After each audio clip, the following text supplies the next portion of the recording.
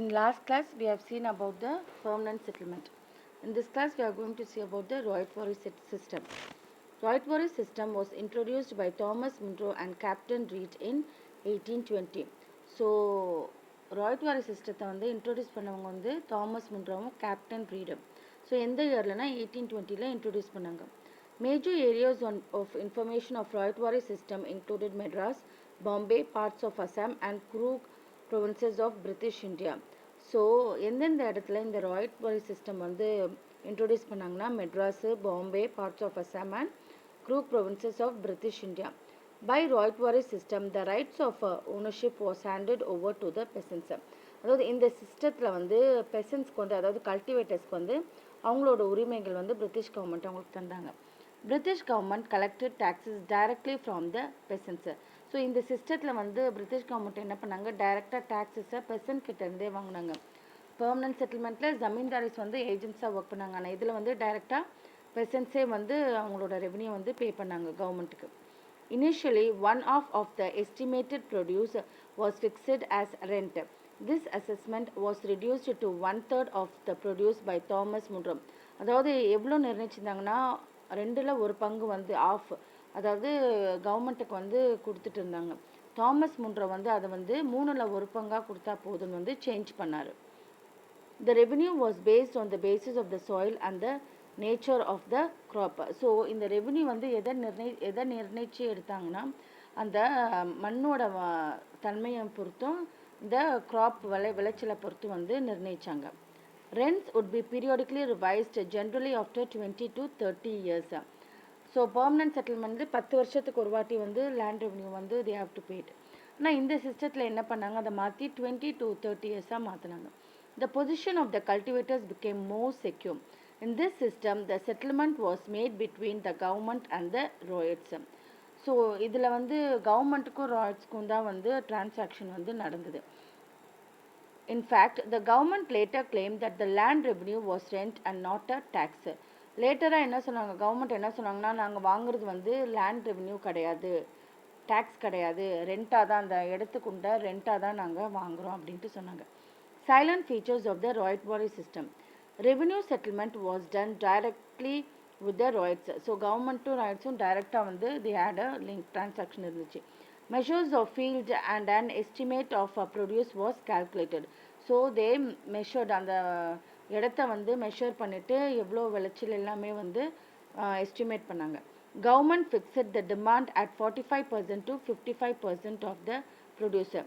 So என்ன எதுவாக இருந்தாலும் கடைசியாக என்ன நினைச்சாங்க, 45%லேருந்து 55% வந்து அவங்க வந்து ரெண்ட் இல்லைன்னா ரெவென்யூவாக பே பண்ணி தான் ஆகணுன்ட்டு வந்து நிர்ணயிச்சாங்க. Effects of the ryot settlement.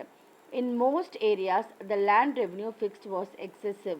The royals were hardly left with bare maintenance even in the best of seasons. So, இந்த land revenue வந்து ரொம்ப டேக்ஸ் வந்து ரொம்ப ஜாஸ்தியாக இருந்ததால் ஸோ எவ்வளோ தான் விளைச்சல் வந்தாலும் அந்த கல்டிவேட்டர்ஸ்க்கு வந்து அவங்க கையில் வந்து எதுவுமே தங்கலை. ஸோ அவங்களுக்கு வந்து நிறைய ப்ராப்ளம்ஸ் தான் வந்து ஃபேஸ் பண்ணாங்க.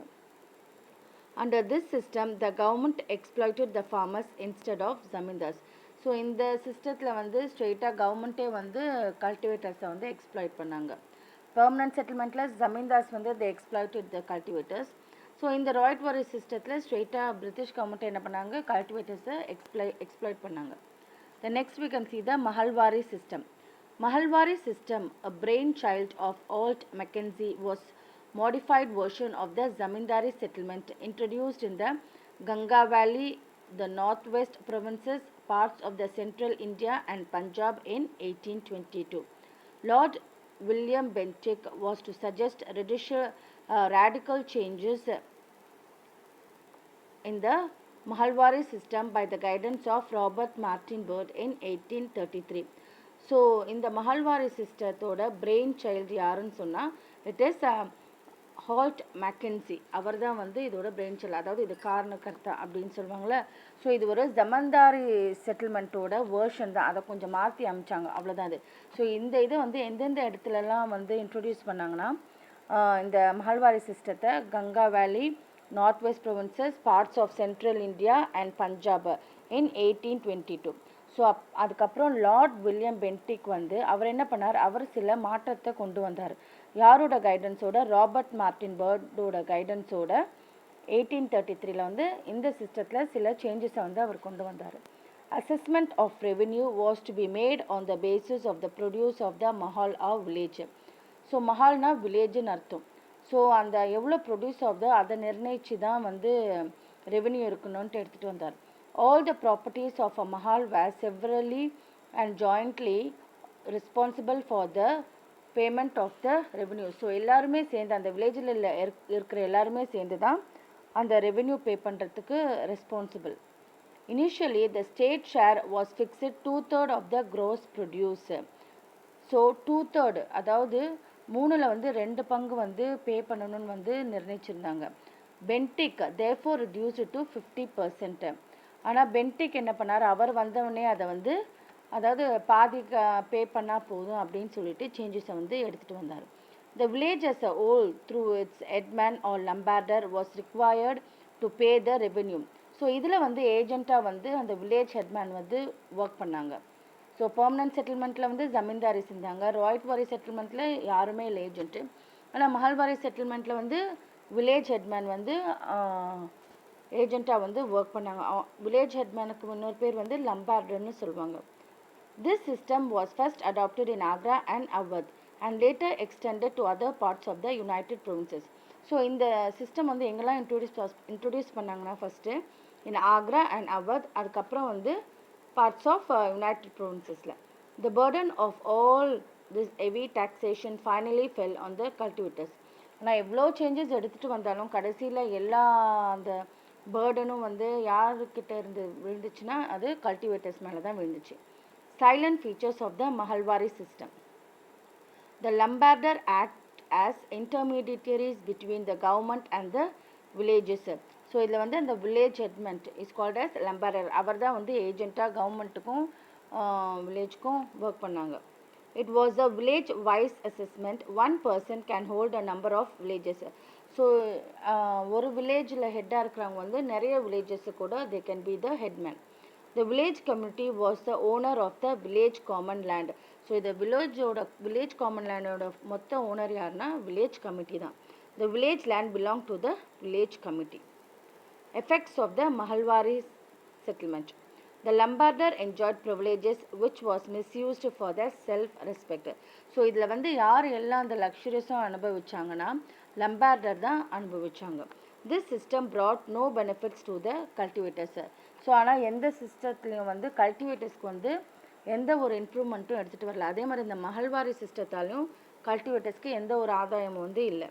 It was a modified version of the zamindari system and benefited the upper class in the villages. இது வந்து ஜமீன்தாரி சிஸ்டத்தை வந்து அப்படியே கொஞ்சம் சேஞ்சஸ் ஏற்படுத்தி எடுத்துகிட்டு வந்தது தான்.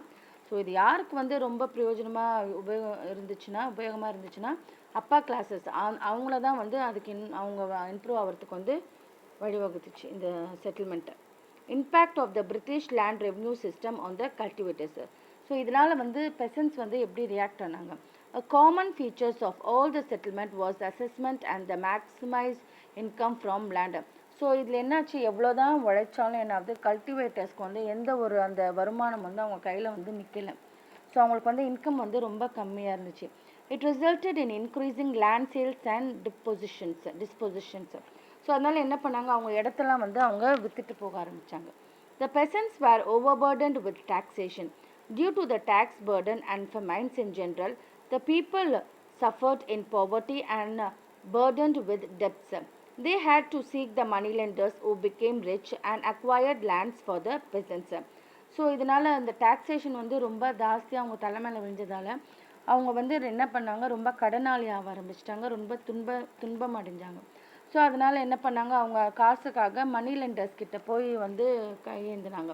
அவங்க என்ன பண்ணாங்க, இதை சாதகமாக பயன்படுத்திட்டு அவங்களால அந்த மணியை வந்து திருப்பி கொடுக்காத போது அந்த இடத்த வந்து அவங்க வாங்கிக்கினாங்க. ஸோ அதனால் மணி லெண்டர்ஸ் வந்து அவங்க வந்து பணக்காரங்களாக ஆகிட்டு போனாங்க.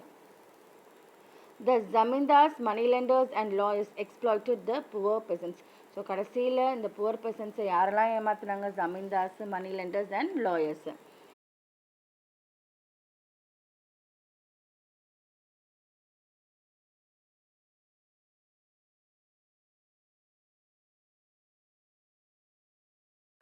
the stability and continuity of the Indian villages was shaken. So villagesலாம் வந்து கொஞ்சம் ஷேக் ஆக ஆரம்பிச்சது due to this all these problems. Cottage industries disappeared on account of the import of British goods and the peasants had nothing to supplement their income. So இதுக்கிடையில் என்னாச்சு, British வந்து தே imported தேர் goods, அவங்களோட கூட்ஸை வந்து இந்தியாவில் வந்து இறக்குமதி பண்ணாங்க. ஸோ அதனால் காட்டன் இண்டஸ்ட்ரீஸ்லாம் ரொம்ப வந்து நலிவடைய ஆரம்பிச்சிச்சு. ஸோ இதனால் வந்து கல்டிவேட்டர்ஸ்க்கு வந்து வருமானம் வந்து கிடைக்கல. The old body of customs was replaced by new apparatus of law, court fees, lawyers and formal procedures. So ஏதாவது ஒரு ப்ராப்ளம்னா கல்டிவேட்டர்ஸ் வந்து ஃபார்மல் ப்ரொசீஜர்ஸ் பண்ணி அவங்களோட நியாயத்தை சொல்கிறதுக்கே வந்து நிறைய ஃபீஸு தென் லாயர்ஸ் இவங்களெல்லாம் இது பண்ணுறதுக்கு ரொம்ப டிஃபிகல்ட்டாக இருந்துச்சு. The British policy proved advantageous only to the government of a privileged section of the society at the cost of the cultivators who were the right owners of the land and claims of the larger share of the produce. அதாவது British policy இவங்க இதை எடுத்துகிட்டு வந்ததால் யாருக்கு ரொம்ப ஆதாயமாக இருந்துச்சுன்னா அந்த government சார்ந்த இருக்கிறவங்களுக்கு தான் ரொம்ப ஆதாயமாக இருந்துச்சு. ஆனால் இதில் வந்து முக்கியமான உரிமையாளர்கள் வந்து கல்டிவேட்டர்ஸ் தான். ஏன்னா இவங்க ப்ரொடியூஸ் பண்ணுறதுல முக்கால்வாசி அவங்களுக்கு தான் வந்து உரிமை இருக்குது அதில். ஆனால் அதுக்குண்டான ஒரு ரைட்ஸ் வந்து அவங்களுக்கு தரப்படலை. So we can continue the rest of the lesson in the next class, ma.